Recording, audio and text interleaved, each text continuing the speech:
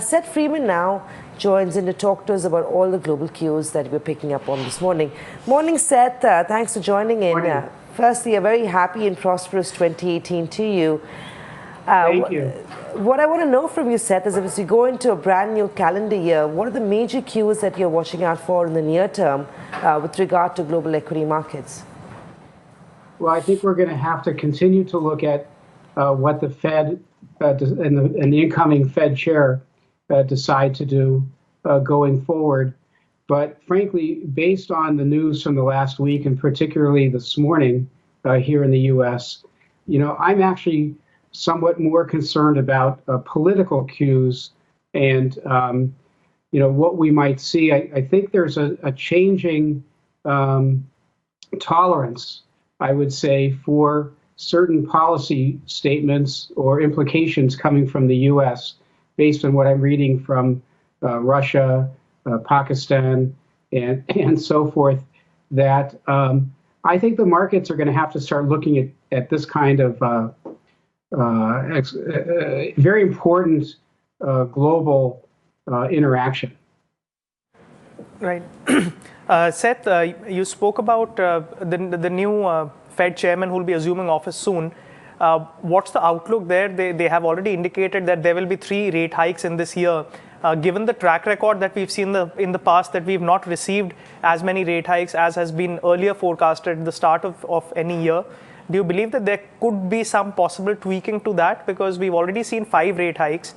So does the dot plot remain intact? And secondly, what do you feel about the fortunes of the dollar index? Because exactly this time last year, we were at 104, despite all the talk around it, it meaning to strengthen and it having to strengthen. It really hasn't, and we still are close to levels of 93, 94, which is very close to the near-term lows of 91. Right.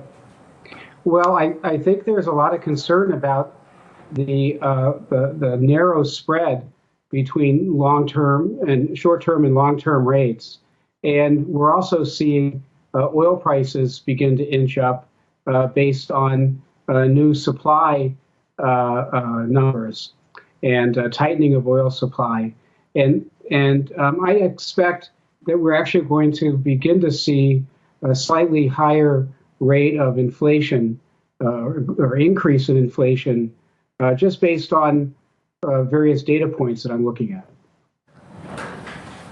Seth, geopolitical concerns, some believe that could play spoilsport for us in 2018.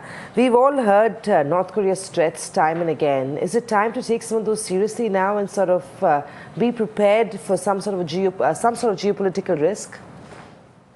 Well, right. I think that's really something to take very seriously in 2018.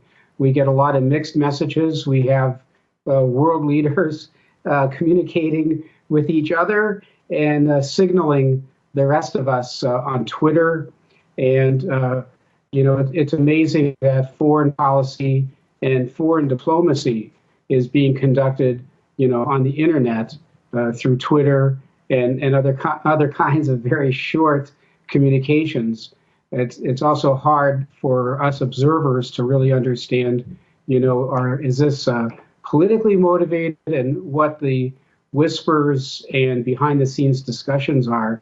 I think investors have been pretty lucky in the last 2 years in terms of not too much impact on some pretty major events that don't seem to rock the market. Seth, in terms of fund flows, in yesterday's session, it was the first day of the new year, and our own market saw a sharp cool off. Just in a matter of around half an hour, we fell 100 points on the benchmark Nifty.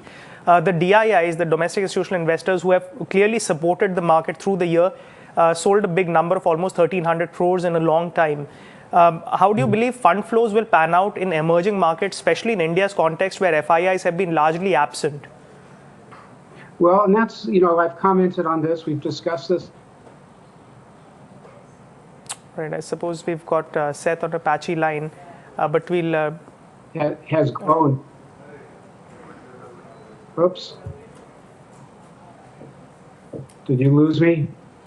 We can hear you, Seth. Now it's fine. Carry on. Oh, okay. Sorry. Yeah, it's been great that domestic participation has increased so much and that it's really helped buffer the market compared to what we saw, going back to 2005 with foreign flows would just rock the market.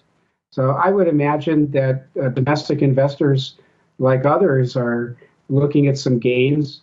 And I would expect, though, that money from ETFs will actually increase. Foreign ETFs will increase coming into India just based on the relative return numbers that we saw during 2017. Seth, very lastly, what is your preferred market in 2018 and the emerging market pack? Does India feature on the top? Well, I remain pretty solid on that in terms of both near term, meaning a year, I would say, but certainly long term. I think that if some of these reforms take place, GST and some of the other things really become institutionalized, the most important area, I think, for India is continuing to develop the insolvency laws and to really restructure these NPLs and NPAs and recycle billions and billions of dollars. But India, I saw how much Vietnam grew in the last year. And we've been following Vietnam for a long time and have licenses there. And I think that's, even though a much smaller market, very interesting. I think investors have gone a little crazy on Argentina. And I actually think Mexico for U.S. investors, dollar investors, may be very good.